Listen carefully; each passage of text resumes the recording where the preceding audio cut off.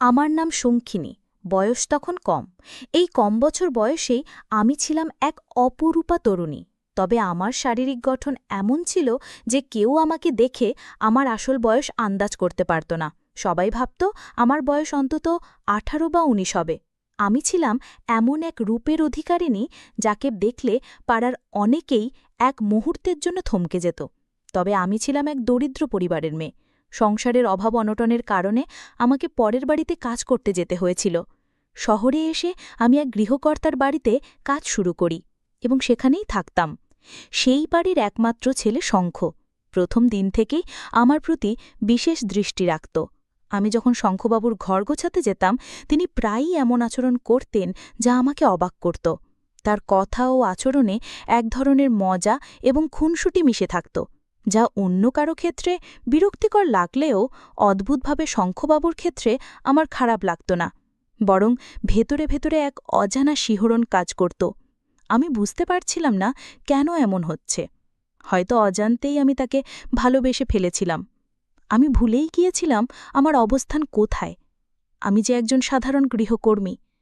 এই বাড়িতে কাজ করতে আমার এতটা ভালো লাগত তার একমাত্র বারণ ছিলেন শঙ্খবাবু। আমার গ্রাম থেকে আমরা ৪ জন মেয়ে শহরে এসেছিলাম। সবাই আলাদা আলাদা বাড়িতে কাজ করতাম। আমি যে বাড়িতে কাজ করতাম সেই বাড়ির কর্তা ও কর্ত্রী মোটের উপর ভালো মানুষ ছিলেন, তবে মালকিন একটু কড়া স্বভাবের ছিলেন। কাজে সামান্য ভুল হলে বকাঝকা করতেন। একদিন মালিক ও মালকিন বাইরে ছিলেন। আমি রান্নাঘরে থালাবাসন পরিষ্কার করছিলাম। হঠাৎ শঙ্খবাবু পেছন থেকে এসে আমাকে ডেকে বললেন, শঙ্খিনী, তুই এখানে কি করছিস? আমি তখন শঙ্খবাবুর কাছে গিয়ে তার হাত ধরে নরম সুরে বললাম, শঙ্খবাবু, আপনি কি এই বিয়েতে সম্মতি দিয়েছেন? শঙ্খবাবু তখন ম্লান হেসে বললেন, আমার ইচ্ছে না থাকলেও আমাকে হয়তো এই বিয়েটা করতেই হবে, কারণ এটা আমার বাবা মায়ের খুব পছন্দের। তখন আমি আবেগ আপ্লুত হয়ে উত্তেজিতভাবে বললাম, তাহলে আমাদের মধ্যে যা চলছে সেটার কি হবে শঙ্খবাবু? শঙ্খবাবু তখন অবাক হয়ে বললেন, তুই কি বলতে চাইছিস? আমি তো কিছুই বুঝতে পারছি না। এরপর আমি শঙ্খবাবুকে আর কিছু না বলে রাগে ঘর থেকে বেরিয়ে আবার রান্নাঘরেই ফিরে এলাম। সারা রাত ধরে শুধু একটাই চিন্তা করতে থাকলাম যে আমার আর শঙ্খবাবুর মধ্যে যে সম্পর্কটা গড়ে উঠেছে সেটার তাহলে পরিচয় কি? আমি তো মন থেকে শঙ্খবাবুকে নিজের ভেবেছিলাম, কিন্তু আমি তখন জানতাম না যে শঙ্খবাবুর মনে আমার জন্য কি ছিল। শুধুই কি শারীরিক আকর্ষণ, নাকি মনের টান?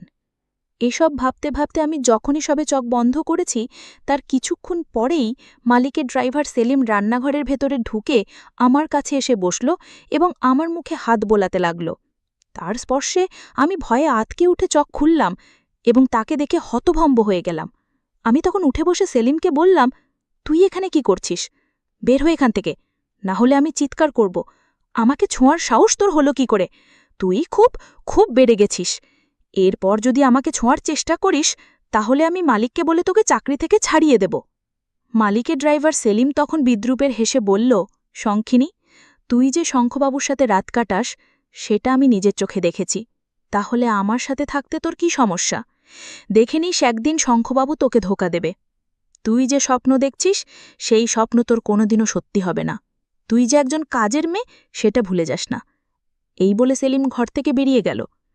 তার চলে যাওয়ার পর আমি স্পষ্ট বুঝতে পারছিলাম যে সেলিম কোন স্বপ্নের কথা বলছিল। যেহেতু আমি শঙ্খবাবুকে ভালোবেসে ফেলেছিলাম তাই আমি ভেবেছিলাম শঙ্খবাবু আমাকে বিয়ে করবেন এবং আমি এই বাড়ির কর্ত্রী হব।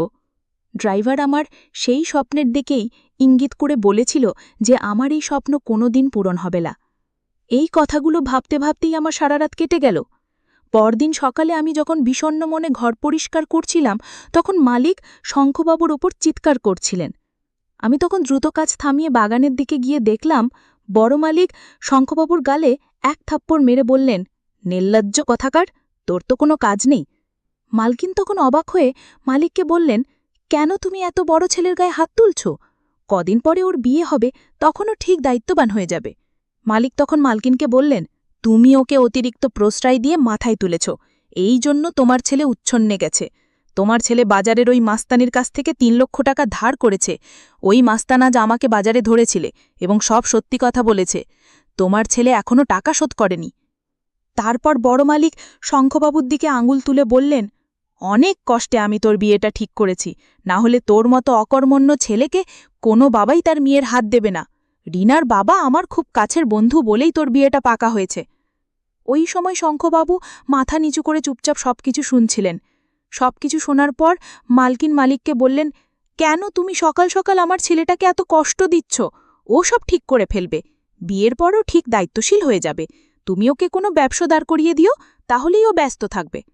মালিক তখন মালকিনকে বললেন, তোমার আদরের ছেলেকে বিঝিয়ে দাও যাতে সে দায়িত্বশীল হয়, না হলে আমি একদিন ওকে বাড়ি থেকে বের করে দেব।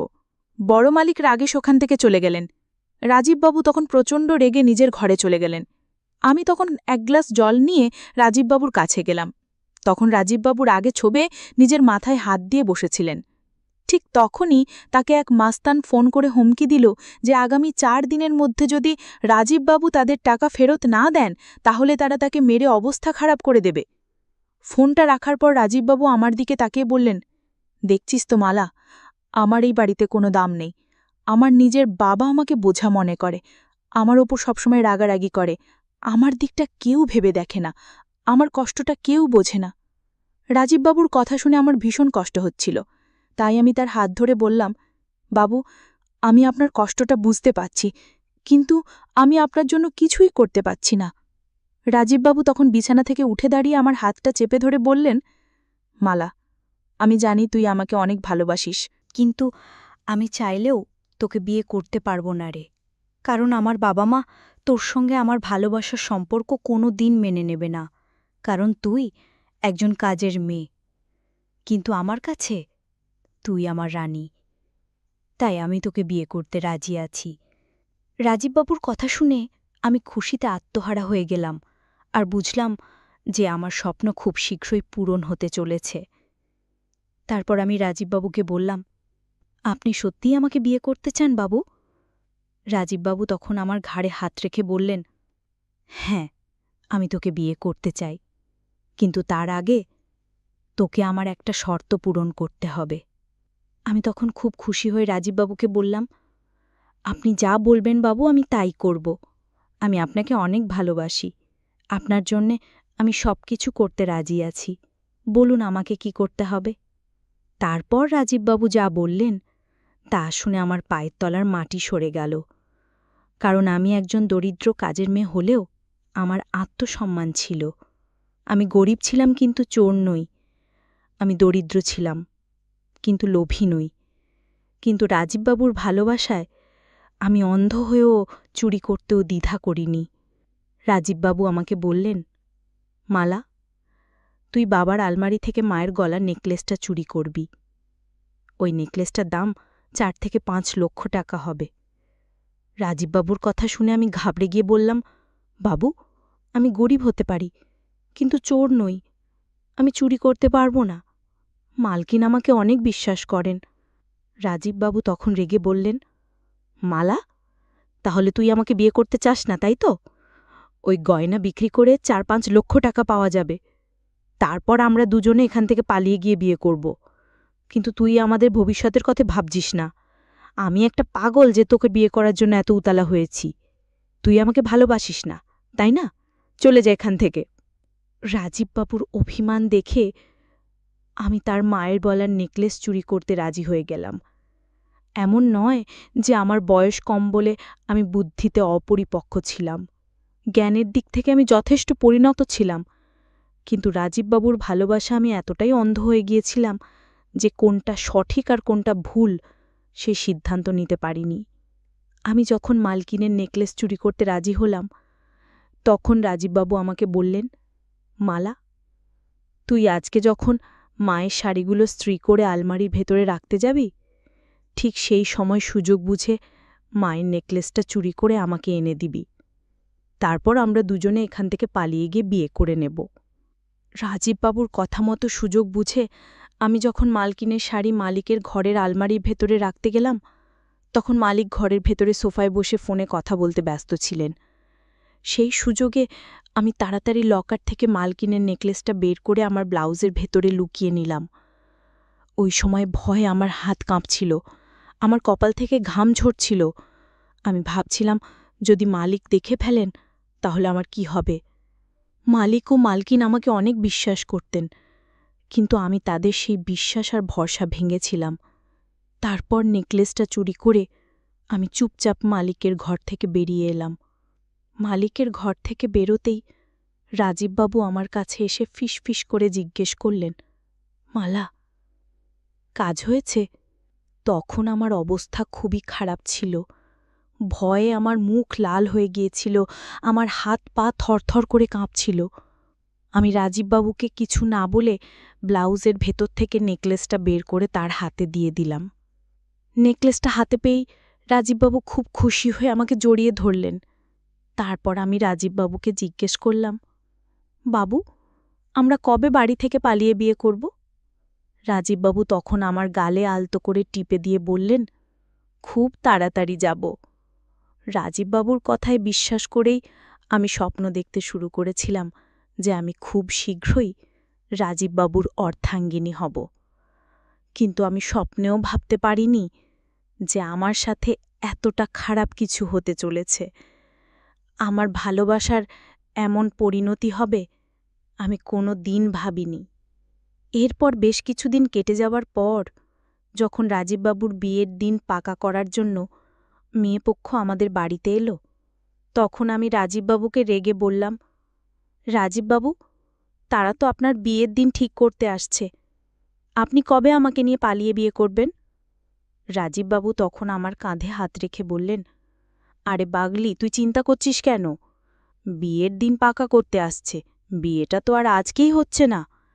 তুই চিন্তা করিস না, সময়ের সাথে আমি সবকিছু ঠিক করে দেব। দেখতে দেখতে রাজীববাবুর বিয়ের দিন পাকা করার সময় চলে এলো। সেদিন আমি ভীষণ দুঃখী ছিলাম। আমার মনে কষ্ট হচ্ছিল এটা দেখে যে রাজীববাবু রীনা ম্যাডামকে দেখে মুচকি মুচকি হাসছিলেন। আমি এতটাই বোকা ছিলাম যে তখনও বুঝতে পারিনি রাজীববাবুর আসল উদ্দেশ্য কী। সেদিন মালিক ও মালকিনের বাড়িতে তাদের আত্মীয়স্বজন এবং মালিকের বন্ধু ও তাদের পরিবারের সদস্যরা উপস্থিত ছিলেন। বাড়িতে অনেক লোকজন ছিল, সবাই খুব আনন্দ করছিল, কিন্তু আমি ভেতরে ভেতরে যন্ত্রণায় পুড়ে যাচ্ছিলাম। তারপর সেদিন আমার মনে সব ভুল ধারণা ভেঙে গেল। আমি বুঝতে পারলাম যে এতদিন রাজীববাবু আমাকে ঠকিয়েছেন। এতদিন তিনি শুধু আমাকে ব্যবহার করেছেন। কারণ সেদিন যখন মালিক ও মালকিন জানতে পারলেন যে তাদের আলমারি থেকে নেকলেস চুরি হয়েছে, তখন আমার ওপর এই সন্দেহ করলেন, এবং সেটা করাটাই স্বাভাবিক ছিল। তারপর যখন মালকিন সবার সামনে চিৎকার করে আমাকে জিজ্ঞেস করলেন যে নেকলেসটা কোথায়, তখন আমি রাজীববাবুর মুখের দিকে তাকিয়ে বললাম, মালকিন, আমি আপনার নেকলেস চুরি করিনি। ওদিকে বাড়িতে উপস্থিত থাকা আত্মীয়স্বজন ও রীনার বাবা মা আমাকে চোর বলে অপবাদ দিচ্ছিল, কিন্তু তবুও রাজীববাবু চুপচাপ দাঁড়িয়ে তামাশা দেখছিলেন। আমি ভেবেছিলাম অন্তত পক্ষে তিনি আমার পক্ষে কথা বলবেন, কিন্তু তিনি যা করলেন তাতে আমি পুরোপুরি ভেঙে পড়লাম।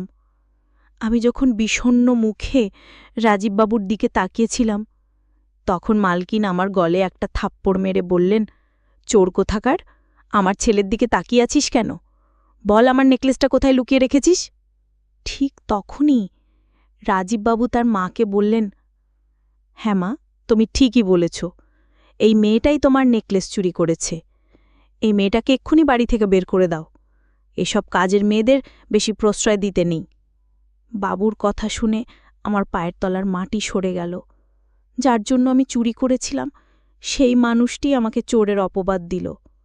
তখন আমি কথা বলার মতো অবস্থায় ছিলাম না, কিন্তু আমি খুব ভালোভাবেই জানতাম যে তখন আমি যদি সবার সামনেই সত্যিটা বলতাম যে রাজীববাবুর সঙ্গে আমার শারীরিক সম্পর্ক রয়েছে, তিনি আমাকে প্রতিনিয়ত ব্যবহার করেছেন এবং তিনিই আমাকে চুরি করতে বাধ্য করেছেন, তাহলে কেউ আমার কথা বিশ্বাস করত না। তাই আমি সবাইকে একটাই কথা বললাম, আমি চুরি করিনি। আপনাদের যদি বিশ্বাস না হয় তাহলে আপনারা আমার জিনিসপত্র তল্লাশি করে দেখতে পারেন। তারপর মালিক ও মালকিন ও রীনার বাবা মা সবাই মিলে আমার জিনিসপত্র তল্লাশি করে যখন কিছুই খুঁজে পেলেন না, তখন তারা আমাকে ছেড়ে দিলেন। কিন্তু সেদিন আমি মনে মনে ঠিক করে নিয়েছিলাম যে যেভাবেই হোক আমার ওপর যে চোরের অপবাদ দেওয়া হয়েছে সেটা আমাকে মুছতেই হবে। তাই সেদিন রাতে আত্মীয়স্বজনরা চলে যাবার পর আমি সুযোগ বুঝে লুকিয়ে রাজীব বাবুর ঘরে গেলাম। বাবুর ঘরে ঢুকে দেখলাম তিনি ফোনে কারো সঙ্গে কথা বলছিলেন এবং পরে বুঝতে পারলাম যে তিনি রিনার সাথেই কথা বলছেন। আমি তখন রেগে বাবুকে বললাম, আপনি কেন আমার সাথে এমনটা করলেন? আপনি আমাকে ঠকিয়েছেন। আমরা গরিব বলে কি আমাদের অনুভূতির কোনো মূল্য নেই? আমাদের কি ভালোবাসার কোনো অধিকার নেই? আপনাদের ছেলে প্রতিনিয়ত আমাকে নিজের ইচ্ছেমতো ব্যবহার করেছে, যেটাকে আমি ভালোবাসা ভেবেছিলাম। আমার দোষ শুধু একটাই, যে আমি আপনাদের স্বার্থপর ছেলেকে চোখ বন্ধ করে বিশ্বাস করেছিলাম। তাই আজ আমি এই বাড়ি ছেড়ে চলে যাচ্ছি। সেদিন মালকিন আমাকে আটকানোর চেষ্টা করেছিলেন, কিন্তু আমি সিদ্ধান্ত নিয়েছিলাম যে আমি গ্রামের বাড়িতে ফিরে যাব এবং সেখান থেকেই কোনো কাজকর্ম করব। তারপর রাজীববাবুকে উচিত শিক্ষা দিয়ে আমি গ্রামের বাড়িতে নিজের বাবা মায়ের কাছে ফিরে এসেছিলাম।